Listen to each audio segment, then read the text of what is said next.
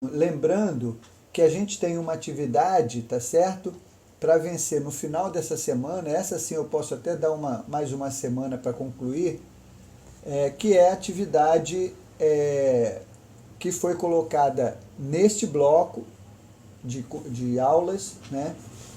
Como a atividade principal desse bloco de aulas, tá? Então, para essa atividade, vocês vão assistir lá os vídeos que eu deixei disponível. São vídeos que tratam do letramento digital. São quatro, se eu não me engano, 4 vídeos numa sequência lá bem interessante, falando sobre letramento digital em vários aspectos. Para vocês depois escreverem um pequeno artigo a respeito do que vocês viram ali, né? Respondendo uma pergunta lá central, né? O que eu preciso saber para ensinar, para usar as tecnologias, mais ou menos isso aí que está lá. Deixa eu dar uma olhadinha aqui na sala, como está lá. Atividade 9. As outras atividades estão todas fechadas. A atividade 9 está aberta. Ela está aqui para encerrar dia 7 de setembro. Eu posso estender até o final da semana que vem, tá? Para que vocês concluam, sem problema nenhum. Então, os vídeos apresentam aspectos relevantes aí sobre essa reflexão que a gente vem tratando, né? Sobre o contexto das TICs, no contexto da educação, falando sobre o letramento digital. E depois de assistir, então, vocês vão construir esse artigo, tá, no seu editor de texto. Um artigo também de 2 laudas. Agora, 2 laudas bem escritas, né, direitinho, usando a formatação correta da letra, né, Arial 12, com espaçamento de 1,5 entre as linhas, tá? Destacando a importância, nesse texto vocês vão destacar a importância do letramento digital, né? Comentando ali pelo menos 2 vídeos, comentando os vídeos, as temáticas que mais chamaram a atenção de vocês ali nos vídeos, tá certo? E respondendo a pergunta o que devemos aprender para ensinar usando a mediação das tecnologias digitais, tá? Depois vocês vão salvar esse arquivo em PDF e então vão acessar lá embaixo, abaixo dos vídeos, vocês vão ter acesso ao botão para enviar o arquivo, tá? Para enviar o arquivo para ser avaliado, ok? Então, eu espero que vocês cumpram direitinho toda a orientação que está lá na descrição da atividade, tá? Inclusive, a ferramenta é só mesmo para anexar arquivo, não tem nada para escrever nada lá, é só para anexar o arquivo. É importante, então, que vocês construam o arquivo, o texto, né? Digitem lá o artigo, salvem em PDF, para poder publicar lá na ferramenta. Lá embaixo dos vídeos tem um botão para enviar, vocês vão clicar, vão anexar o arquivo e vão enviar, tá? Para ser avaliado. Qualquer dificuldade, vão entrando em contato comigo, vão conversando comigo, para que a gente possa ir se organizando e vendo o que pode ser feito, tá? Então, tem alguma dúvida aí quanto a isso, gente? Alguém quer tirar alguma dúvida em relação ao ambiente, em relação à atividade que está proposta? Tem uma forma fácil de vocês verem como é que está a situação de vocês na plataforma, indo lá no menu onde tem meus cursos, do lado tem este curso. Aí você tem lá notas, tem um link para você olhar as suas notas. E aí você vai ter a lista de atividades com as notas, se você tem ou não a nota ali do lado. É a segunda coluna que interessa, a coluna de notas, porque tem várias colunas, a segunda que interessa para vocês verem se está ali a nota, se eu dei a nota de vocês naquela atividade, tá? Então, desde da atividade para editar o perfil, passando ali pelo fórum de apresentação pessoal, o fórum para comentário da disciplina, né, o diário de bordo, todas aquelas, né, o glossário, então todas aquelas ferramentas. Aí você tem ali, tem a ferramenta, né, tem a atividade e tem a notazinha já dada para a atividade que foi colocada. Eu separei para hoje um artigo que eu gostei muito de ler, dois professores, dois estudiosos, pesquisadores da área da educação, escreveram esse artigo nessa área das tecnologias digitais, né? E eu fiz vários recortes desse artigo para a gente trabalhar, eu fiz uma apresentação para facilitar, para dinamizar um pouquinho mais o nosso diálogo, mas depois eu vou, inclusive, se não está lá na biblioteca, eu acho que está compartilhado com vocês lá nas referências. Se não está, eu vou colocar para que vocês tenham acesso a todo o artigo, um documento bacana, fala sobre muita coisa boa, e a ideia é trabalhar um pedaço dele hoje e trabalhar um pouquinho mais a parte mais prática e tal, na próxima aula, para a gente fechar esse bloco de conteúdos, tá? Bom, só rapidamente, o que vocês estão achando até agora da nossa disciplina? Como é que vocês estão se vendo aí? Rapidinho, um ou dois depoimentos aí para a gente... Não, já andei até discutindo sobre isso. Que o senhor realmente é dono dessa disciplina que o senhor leciona. Porque mantém ela bem firme, viu? Sabe do que está dizendo. É poderoso aí no assunto. Então, só trouxe contribuições com certeza para a gente. Depois, a gente sabe de muita coisa, mas estava um pouco esquecido. O senhor fez uma retrospectiva assim, bem bacana, de forma dinâmica. Não poderia ser mais dinâmico, né? Porque estamos assim afastados, mas fez o possível para que a gente realmente chegasse a um entendimento melhor daquilo que a gente já sabe, né? Fazendo essa revisão, essa retrospectiva. Tanto suas aulas como esses vídeos que o senhor tem colocado também. O livro aqueles 4, né? Do YouTube. Então, achei bem interessante. Elisiane, coloca aí também a sua opinião, o que você pode contribuir, pode falar a respeito.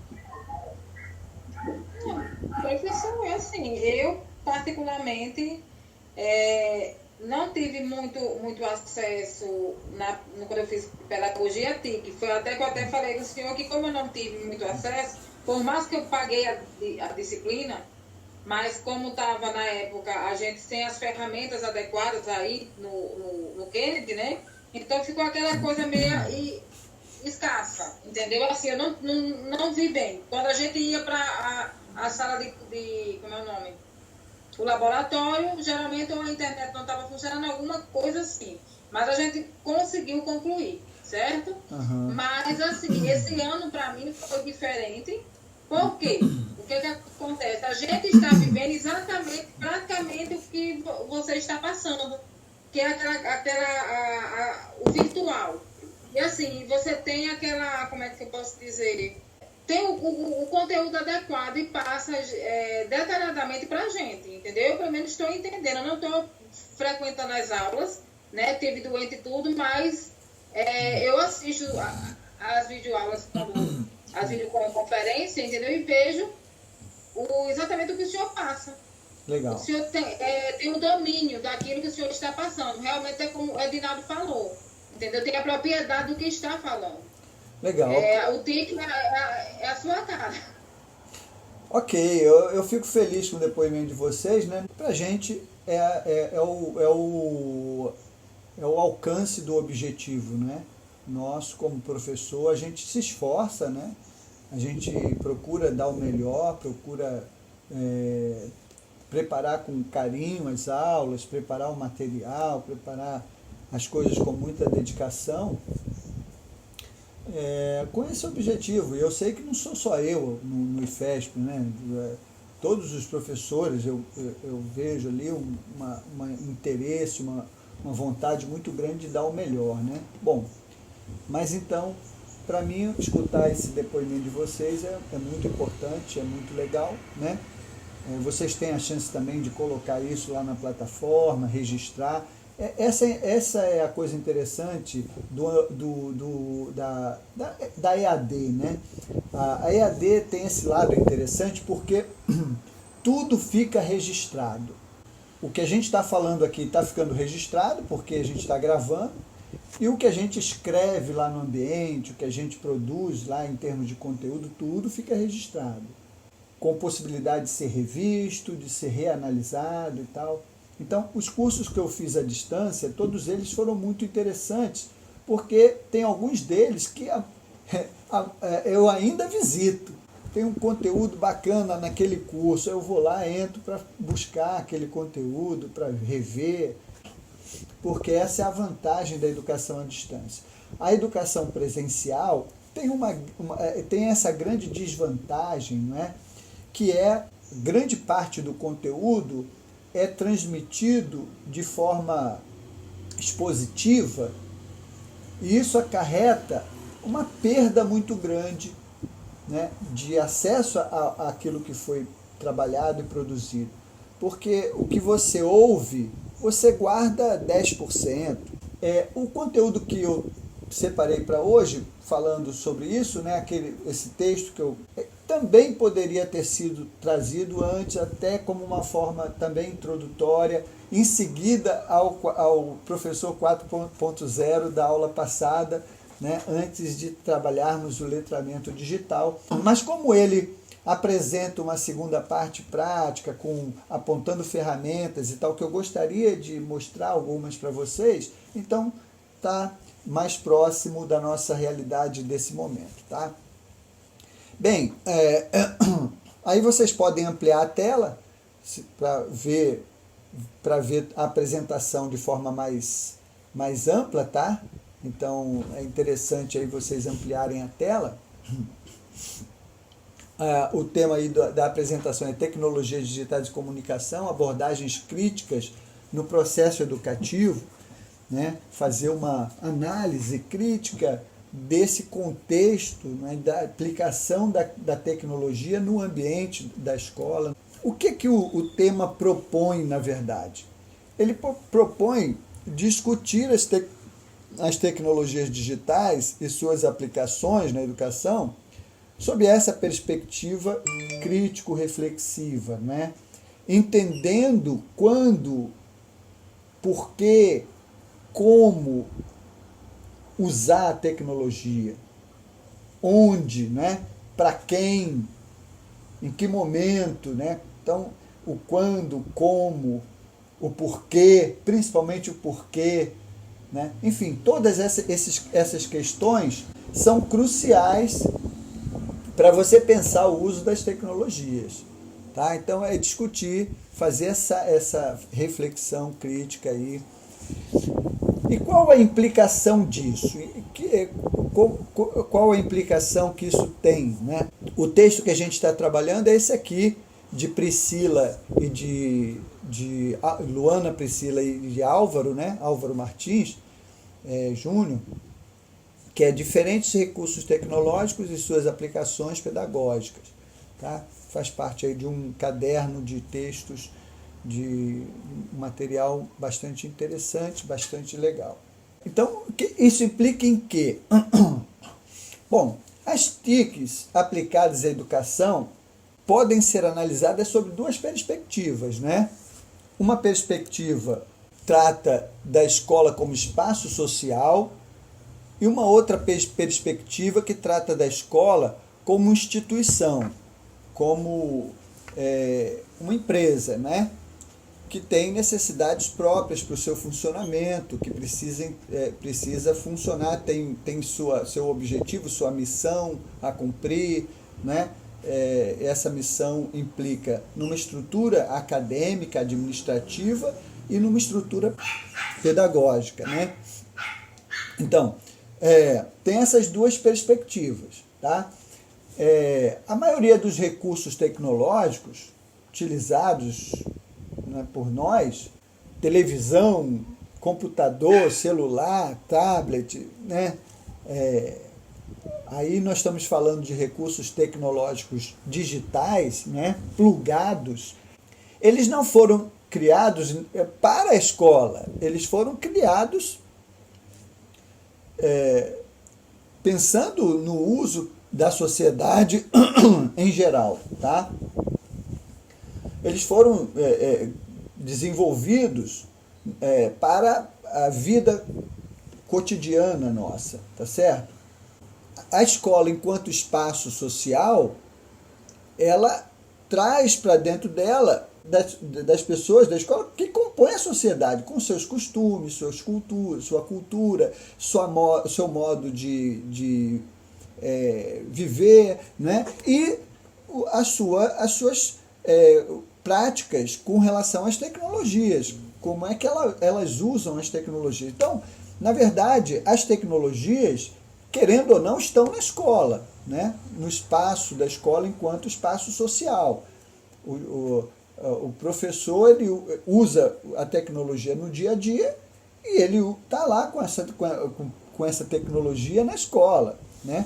O aluno hoje também, né? E no começo, há um tempo atrás, havia um problema muito sério e havia restrições com relação ao uso, por exemplo, do celular pelo aluno, né? Tinha escolas que tomavam o celular, que recolhiam o celular dos alunos, não permitiam a entrada do celular. Ainda hoje foi criado até lei em relação a isso, né? Teve estados que estabeleceram leis proibindo o uso de celular pelos alunos, enfim, tá? Eu não acho que esse seja o caminho, né? Eu acho que o caminho é sempre o caminho do diálogo, da exposição racional dos motivos, né? E de um uso combinado, de um uso socializado de forma mais democrática, né? De forma que os alunos possam fazer uso, né? Mas de forma organizada, né? Não dá, por exemplo, para proibir o aluno de usar a tecnologia e permitir que o professor use. É uma coisa que fica fora de contexto, né? Então, isso. E pensar na escola enquanto instituição, as necessidades do cotidiano da escola, que vai precisar de tecnologia, para funcionar do ponto de vista administrativo, né? Do ponto de vista acadêmico ali, tá certo? E vai precisar de tecnologias também para funcionar do ponto de vista pedagógico, tá certo? A ideia é entender essas necessidades, entender essa realidade e conviver com isso e estabelecer critérios para esse convívio, tá?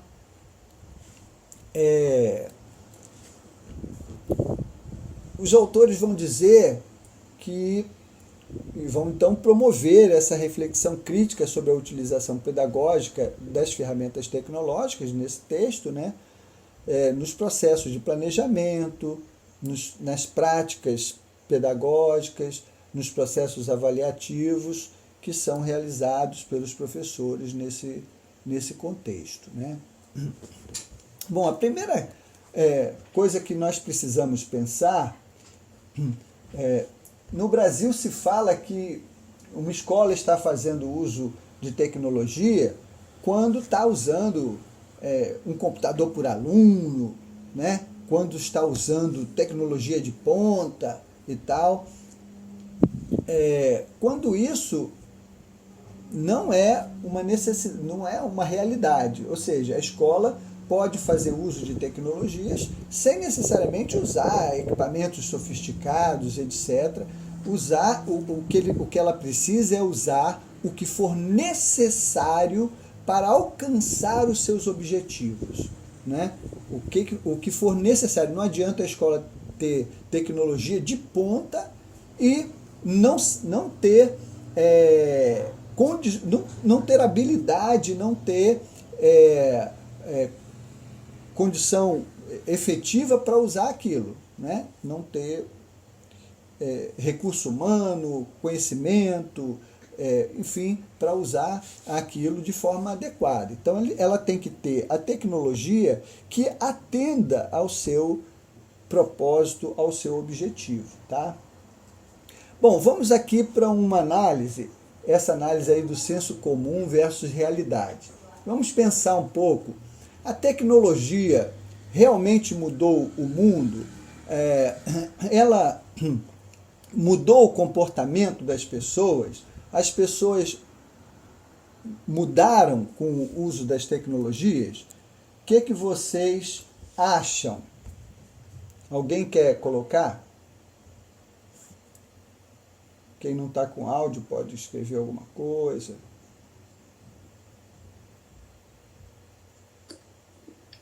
Não sei bem se ela mudou já, mas o que está se apresentando é que ela está com a necessidade de incluir essa tecnologia com mais eficácia na escola. Quando a gente olha para uma foto dessa, será que o comportamento das pessoas mudaram com a tecnologia? Mudou, com certeza. De acordo com a foto, sim. De acordo com a foto, você acha que mudou o comportamento das pessoas, né? Olha só. Exatamente. Na verdade,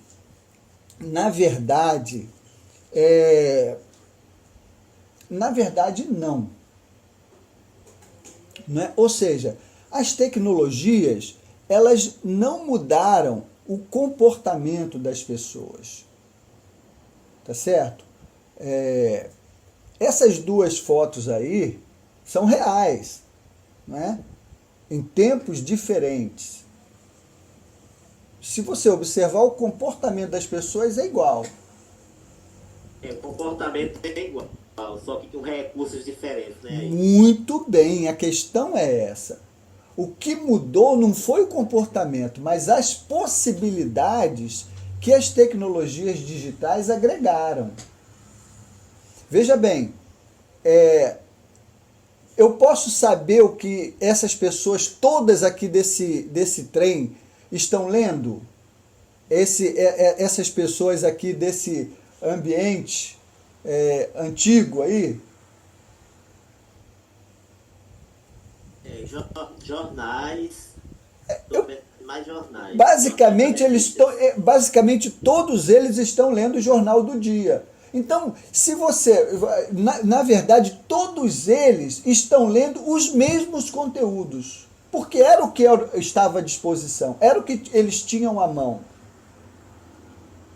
né?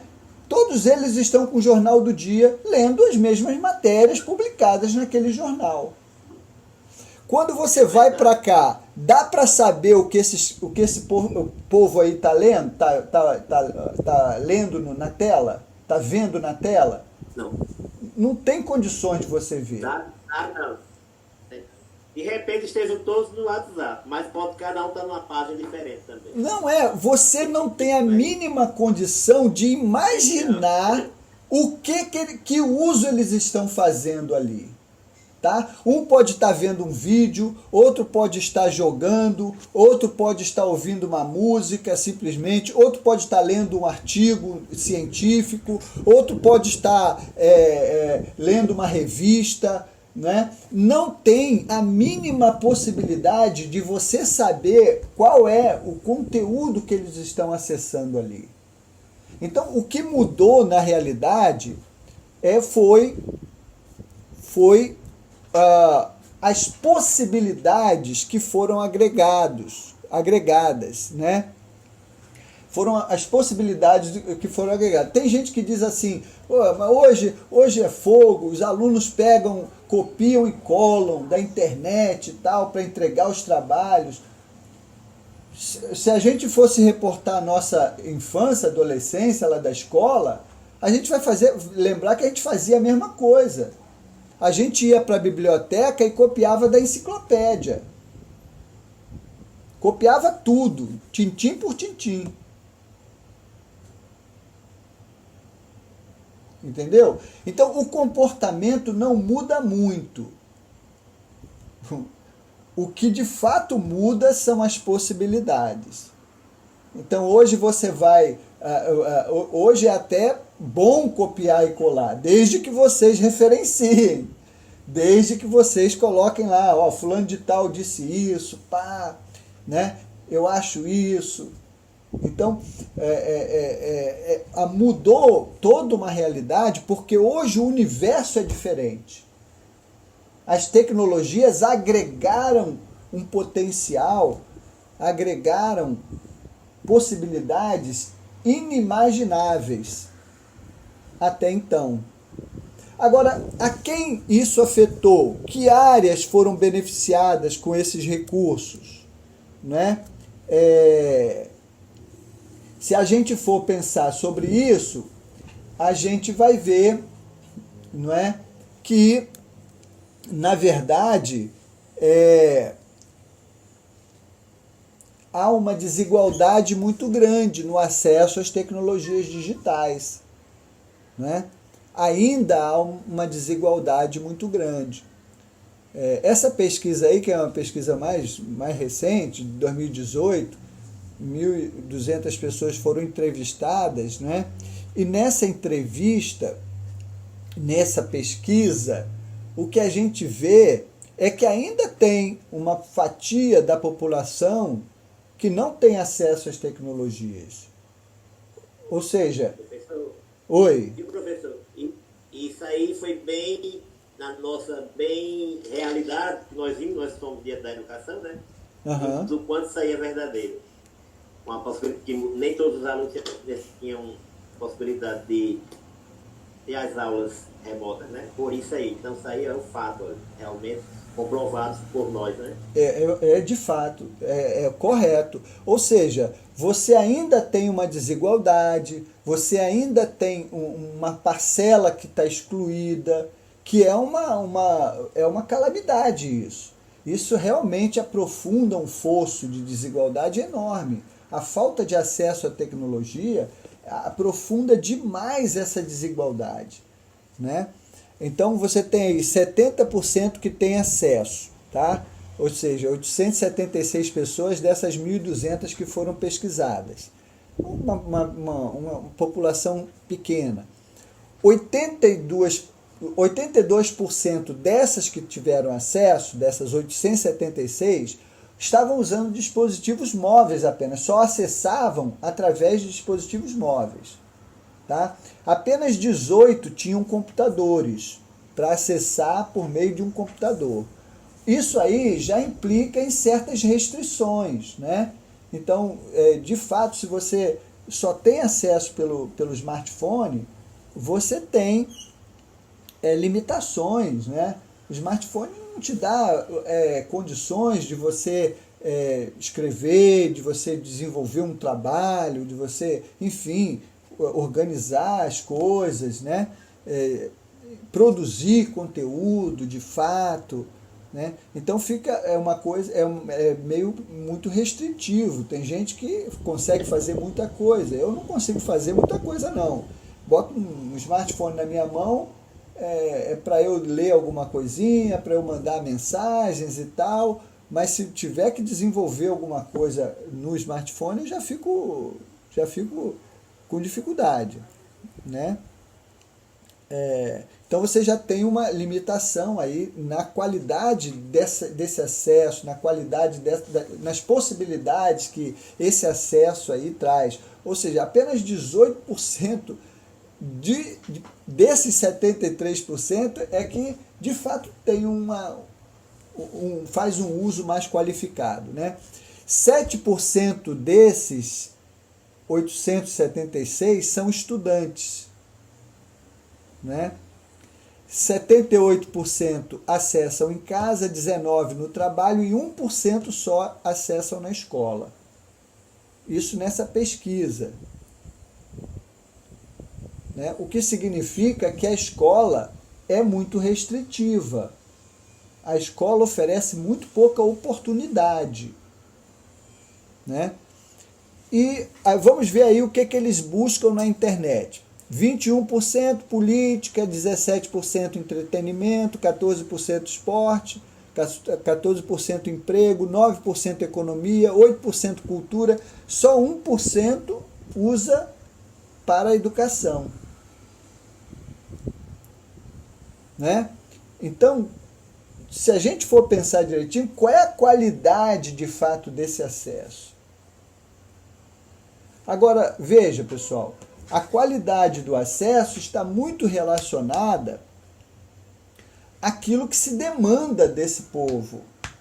Ou seja, o problema é a escola. Efetivamente, como a escola lida com a tecnologia. De que forma a escola realmente vai trabalhar essa realidade. Então, se o aluno não é demandado para um uso produtivo, ele vai fazer um uso improdutivo, como nós discutimos na aula passada, quando trabalhamos a temática do professor 4.0. Entenderam aí qual é a dinâmica e qual é o grande problema? É que a escola... Oi. Uma das coisas que a gente vê muito nas escolas municipais, eu vou falar escola municipal porque é o que eu conheço, eu fui também da rede privada. O que a gente vê muito é muitos laboratórios trancados. Exato. Muita resistência do professor da sala de aula fazer alguma atividade que use o laboratório. Porque, não tem professor de informática, o que é que eu vou fazer lá? Poxa vida, planejo uma aula. Isso. Estudo com tecnologia. Isso, pessoal. E veja, tudo é desculpa para não ir, não fazer uso. Não tem, a internet é ruim, não tem internet. Ora, você pode preparar um monte de trabalho, de atividade offline. Você pode, por exemplo, fazer os alunos produzir história em quadrinho, usando os editores de texto, usando vários aplicativos. O professor pode produzir jornal com os alunos, né? Pode trabalhar jogos, vários jogos educativos muito interessantes. A internet agrega? Claro que agrega. A internet potencializa, beleza, é verdade, não dá para negar isso. Mas ela não pode ser determinante. Não tem internet, não vou para o laboratório. Ou seja, há espaço para se trabalhar mesmo sem esse recurso da internet. Né? Tem internet, mas aí encontram outra desculpa, porque a questão aí é a falta de disposição para mudar, porque mudar a sua metodologia, sua dinâmica de aula, porque a prática de uma aula usando tecnologia muda muito tudo, né? O professor ele deixa de ser o centro do processo, né? O aluno passa a ter uma autonomia maior, enfim, tá? Então muda muito a dinâmica, tem que mudar muito a metodologia que está sendo trabalhada e tal. Então, essa é a questão, Teógenes colocou muito bem, essa é uma questão crucial. O problema nesse quadro aí mostra que a educação não cria demanda, não produz essa demanda, tá certo? Que seria fundamental. Bom,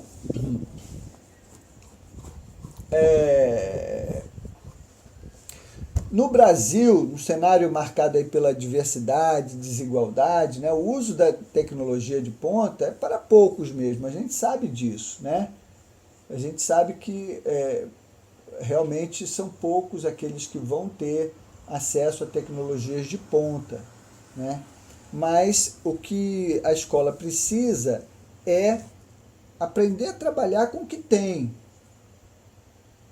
tentar desenvolver da melhor maneira possível essa inclusão, né? Promover esse processo aí de inclusão. Né? Porque a escola ainda é um espaço, como nós colocamos, muito restritivo em relação ao acesso às TIC. Né? O que aconteceria se o governo decidisse, por exemplo, dar computadores com internet para todas as escolas, sem fazer, por exemplo, a capacitação do pessoal para gestão e manuseio desses recursos? Foi o que aconteceu na história do Proinfo. Né? Quando começou a questão da informatização das escolas, a primeira iniciativa foi colocar computadores nas escolas, e o Proinfo distribuiu computadores pelo Brasil inteiro, mas isso não foi acompanhado de um trabalho efetivo de formação do professor para usar essas tecnologias.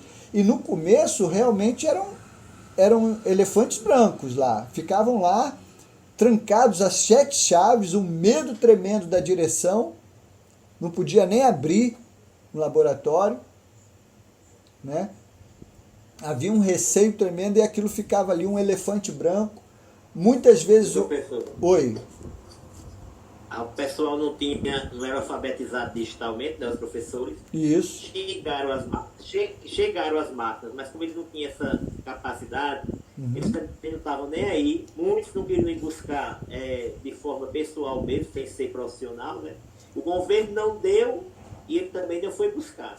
Porque se tivéssemos ido buscar na época certa, quando realmente ia chegar esse laboratório, nós estávamos lá persistindo. Se um bicho quebrasse, a gente ia lutar para que eles consertassem, sempre ali ativamente naquela questão, mas não, deixa para lá, porque não vamos mover com isso não. Assim, o analfabetismo mesmo digital, né? Foi só isso. Aqui é que entra a questão do letramento digital, né? A necessidade desse letramento. Esse letramento foi chegando, independente até de iniciativas do Proinfo e etc., embora aqui, por exemplo, eu sou professor no Núcleo de Tecnologia Educacional de Natal, o NTE de Natal, que é o núcleo de tecnologia que é ligado ao Proinfo, né, Proinfo Nacional, e que faz formação de professores para uso de tecnologia. E o nosso NTE do município de Natal é extremamente atuante.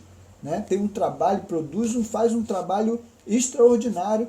A gente fica ali no CEMURI, né? Temos 2 laboratórios muito bem equipados e tal, com professores muito qualificados, todos oferecendo cursos bem legais, e agora a gente vai estar oferecendo até à distância, porque é o jeito, a gente vai estar começando agora turmas à distância, né, também.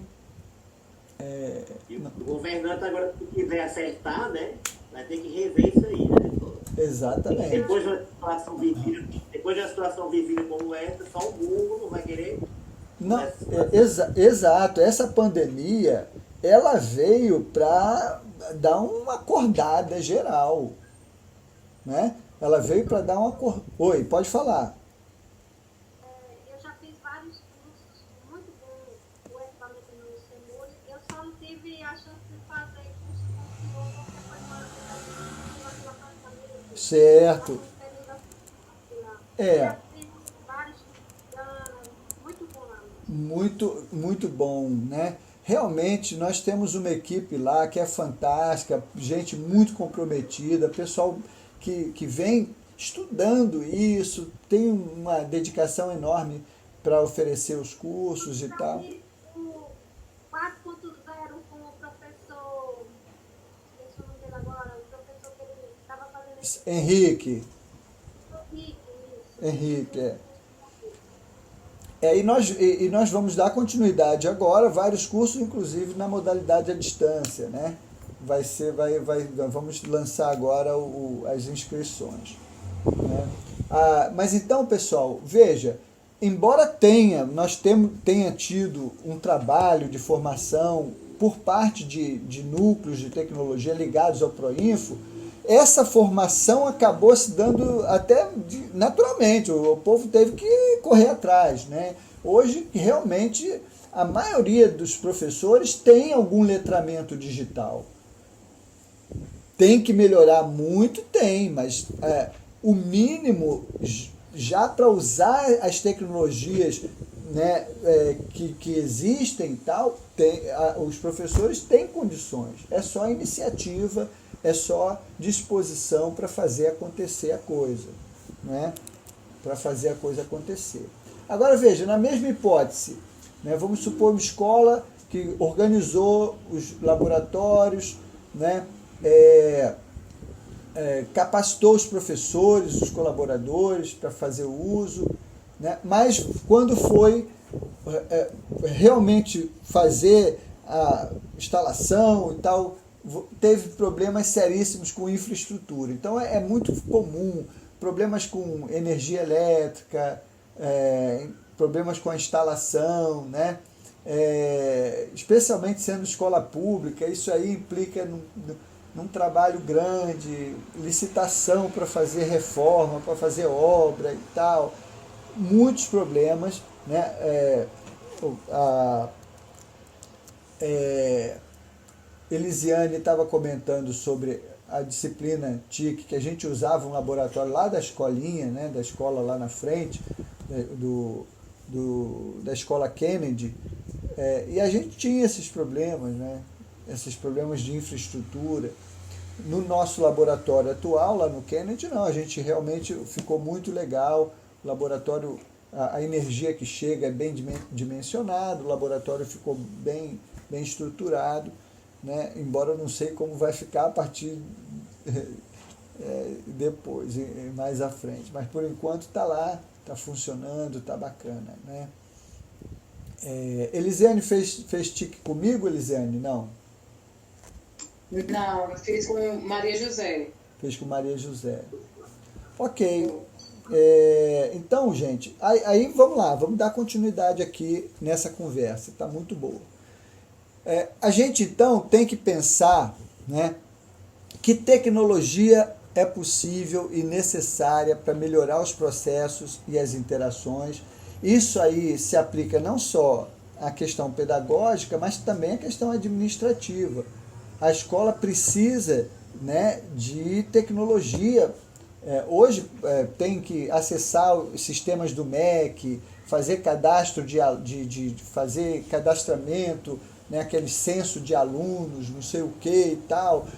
Tem uma série de atividades que a escola precisa desenvolver. Hoje as escolas, no município, por exemplo, tem o Sigeduc, né, o E-Cidades, que é um sistema que integra o E-Cidades no município, que integra ali toda a administração, inclusive a educação, incluindo a gestão escolar, né?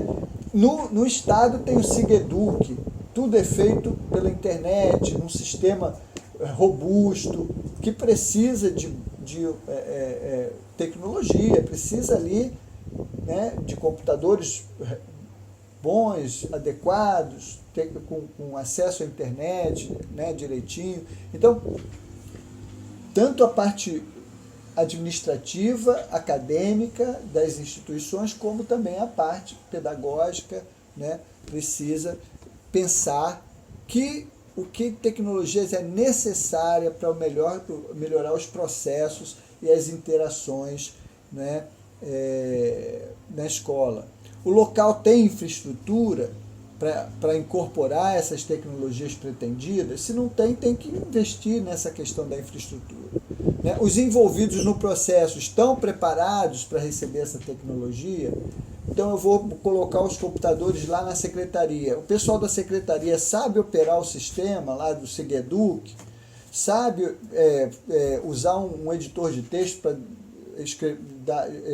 preparar um documento, uma declaração, um memorando, né? Então, todas essas coisas precisam ser analisadas. Vão precisar de capacitação, né? A escola já definiu as diretrizes para o uso dessas tecnologias no seu projeto político-pedagógico. Gente, A questão das TIC, elas não são uma coisa isolada. As tecnologias, elas são estratégicas para o funcionamento das empresas de um modo geral, e a escola é uma empresa, seja ela pública ou privada, né? Ela precisa ser enxergada como uma empresa. E aí você vê o seguinte, as tecnologias, elas são estratégicas para o cumprimento da missão da instituição, né? Então, toda empresa precisa de tecnologia hoje para atender a sua missão, porque a tecnologia é estratégica, né? Então, isso aí tem que ser pensado, essa estratégia de uso da tecnologia tem que ser pensado coletivamente no meio da escola. Tem que ser construído um projeto, no projeto político-pedagógico da escola, que define todas a missão, define a missão pedagógica, define as estruturas teóricas que dão sustentação ao trabalho, enfim, né, os teóricos que vão conduzir o processo, define tudo, né, o PPP da escola. Precisa estar ali dentro uma discussão sobre como fazer uso dessas tecnologias, né, como usar adequadamente esse recurso. Aí respondendo aquelas perguntas, como, quando, né, onde, porquê, né? E aí você tem, para uso pedagógico, por exemplo, você tem tecnologias plugadas e tecnologias desplugadas, né? Compreendendo as tecnologias plugadas e desplugadas como recursos pedagógicos. O que é tecnologia plugada e desplugada, né? As tecnologias plugadas são aquelas que estão ligadas a uma fonte de energia elétrica, né, que precisa de energia elétrica, que são, em geral, as tecnologias digitais, né, os computadores, tablets, smartphones, tudo, esse conjunto. Porque essa energia elétrica pode vir de uma tomada ou pode vir de uma bateria que está fornecendo energia para aquele dispositivo, né? Essas são tecnologias plugadas. E tecnologia desplugada é tudo mais, todos os outros recursos pedagógicos que são importantes. O professor, ele não pode desprezar os recursos pedagógicos desplugados, né? Ele não pode desprezar, por exemplo, o uso de materiais diversos, né? EVA, cartolina, né? Para fazer artefatos, para construir coisas com os alunos, enfim, trabalhando em qualquer nível de ensino e em várias disciplinas. Você pode fazer, a gente vê muito uso disso em artes, mas você pode fazer uso desses recursos para muitas atividades, né? Inclusive robótica, você pode trabalhar muito robótica fazendo autômatos, né? Construindo autômatos a partir de sucata, a partir de material reciclável, material de escritório, enfim, tá? Há um apelo muito grande às tecnologias plugadas, mas as tecnologias desplugadas também têm um papel importante. Também são necessárias, né? E da mesma forma dinamizam um projeto de aula e tal. O que você deve usar é o que tem que ser pensado, né? O que eu devo usar para atingir esse objetivo meu nessa aula? Que tipo de tecnologia eu devo usar? Pode ser que seja necessário apenas o quadro, a lousa, né? Se for uma lousa digital, melhor ainda, né? Mas pode ser que seja necessário lançar mão de outros recursos. A questão é o professor, né, tomar essa iniciativa. Porque plugados e desplugados aí são duas faces da mesma moeda, porque ambas as tecnologias estarão à disposição para cumprir uma missão, cumprir um objetivo. Tem aqui, só para ilustrar, 2 vídeos bem interessantes que mostram esses 2 tipos de tecnologia, plugada e desplugada. A gente vai ver primeiro a tecnologia desplugada, né? Depois a gente vai ver as tecnologias plugadas aí nesses 2 videozinhos. Vamos ver se a gente acompanha.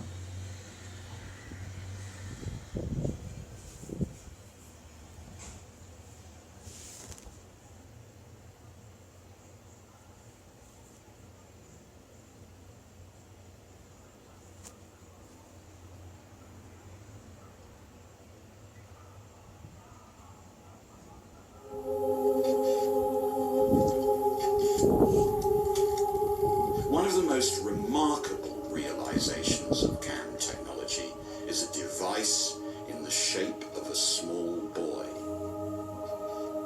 It's perhaps the world's most astonishing surviving automaton.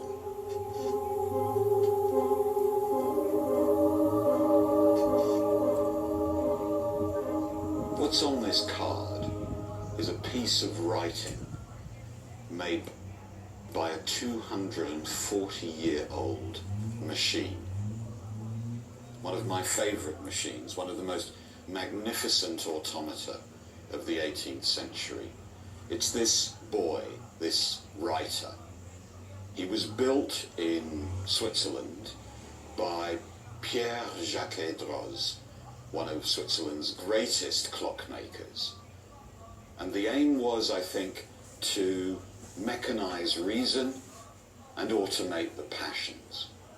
Jacquet-Droz was about 50 years old in the early 1770s when he designed and built this masterpiece. Inside the boy are almost 6,000 parts. What's astonishing is that every one of these crafted components has been refined and miniaturized to fit completely inside the body of the boy himself. What Jacquet-Droz did was to use the technologies of homeostasis, of miniaturization, to build really a true automaton. Inside the little writer is all his source of energy and all the machinery that drives him. He works on his own.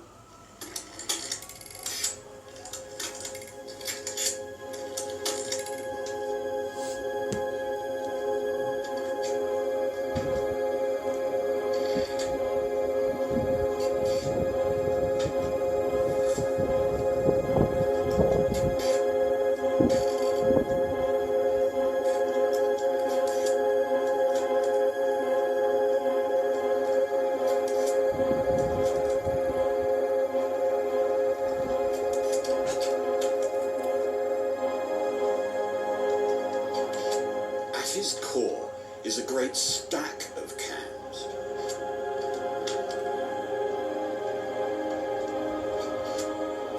As these cams move, 3 cam followers read their shaped edges and translate these into the movement of the boy's arm.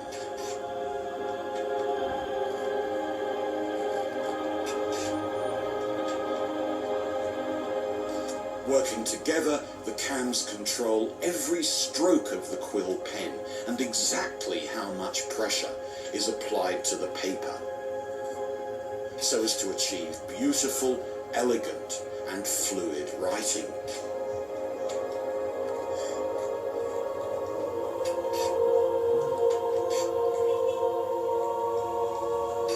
With this sublime machine, Jacquet-Droz had reverse engineered the very act of writing.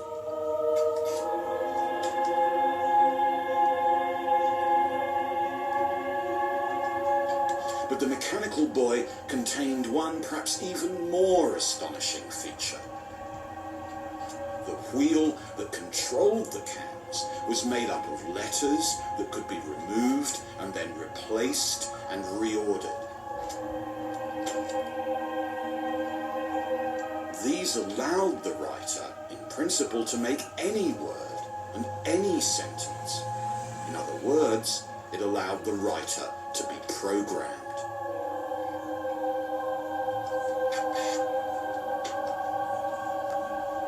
This beautiful boy is thus a distant ancestor of the modern programmable computer.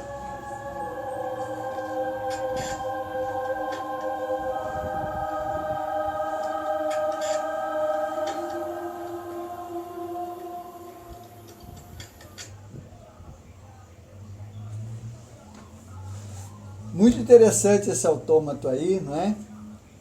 Funciona por força motriz aí gerada por molas, né? Na verdade é uma corda que vai fazendo os mecanismos dele funcionar. Ele, na verdade, pode ser considerado um robô desplugado. Né? Um robô desplugado, porque você pode programar o que ele vai escrever. Muito interessante. Agora, evidentemente, é uma obra de arte isso aí, né? Agora, quando eu fui trabalhar, quando a gente ofereceu o curso de robótica educacional para os professores, né? A formação que eu dei, que é o meu trabalho de pesquisa, o que nós fizemos? A gente teve um módulo de mecânica, começou com criação de autômatos, para a gente entender a questão da mecânica. Então, os professores foram conduzidos a construir um planetário em papelão, né? Então, para ver a questão da alavanca, das engrenagens e tal, fazer mover lá o sol, né? Enfim. Então, bem legal, isso é muito bacana. Você trabalhar a questão da construção de autômatos, você trabalhar isso, é muito legal. Isso estimula demais a criatividade, promove conhecimento à beça, né? É um trabalho bem legal. Ok? Agora tem um exemplo de tecnologia completamente plugada. Here are some of the terrifying robots from Boston Dynamics.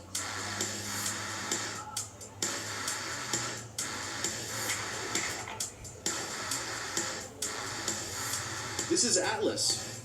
Boston Dynamics calls Atlas the world's most dynamic humanoid robot, and from the looks of it, they're absolutely right. Atlas is a bipedal robot capable of running, jumping, doing backflips, and keeping its balance like no other bipedal bot we've seen before. Its control system coordinates the motion of its arms, torso, and legs, allowing it to perform human-like tasks and achieve whole body manipulation.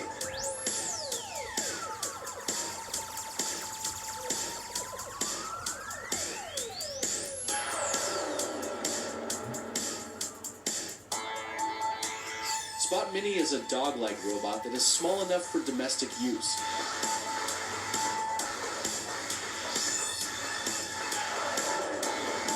Its arm, which looks like a mini brontosaurus's head, can pick up and handle objects around the home.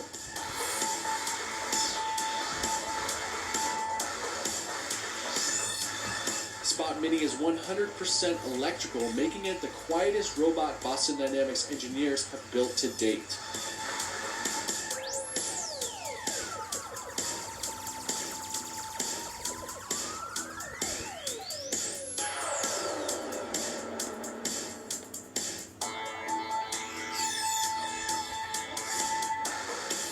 Handle gets around on 2 legs and 2 wheels. Handle is a very agile and high-strength robot. Its wheels allow for high speeds and quick movements. It has the ability to jump over and even use objects like a table as a platform or track as it glides on its wheels, maintaining its balance.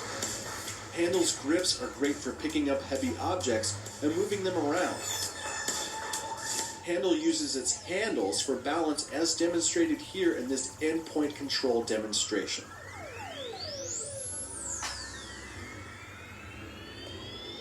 Big Dog was one of Boston Dynamics' first advanced terrain robots and was the first legged robot to venture outside the lab, taking on some real-world conditions.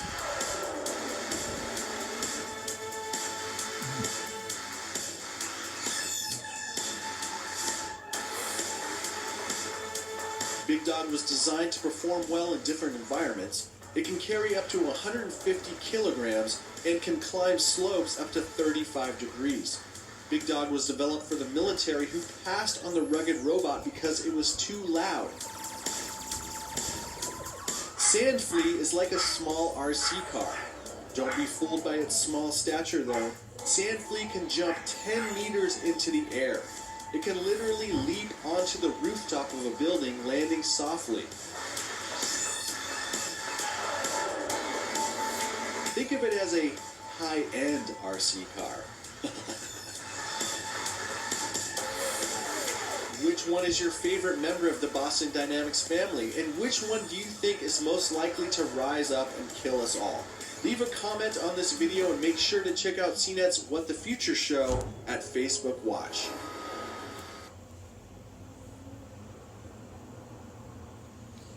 A maioria desses protótipos robóticos aí, né, desses robôs, tem aplicações na área de segurança ou militar, né? Grande parte deles são desenvolvidos para ações militares, né? Voltados para transporte de material, para acessar terrenos mais complicados, difíceis, ambientes mais inóspitos, enfim, são desenvolvidos para diversos fins, e esses são exemplos aí muito mais sofisticados de tecnologia plugada, né? Que inclui aí, inclui aí inteligência artificial, inclui aí uma série de áreas das tecnologias da informação. Em geral, a gente cria escalas de valor, destacando as tecnologias plugadas em relação às desplugadas, mas não é para ser assim, né? Tanto uma quanto outra são importantes e elas estão dentro do mesmo contexto. Quando é que eu devo usar tecnologias plugadas? Isso aí é bem interessante. As tecnologias plugadas, a gente deve utilizar quando não se tem possibilidade de conhecer fisicamente o objeto, o assunto, aquilo que está sendo trabalhado, né?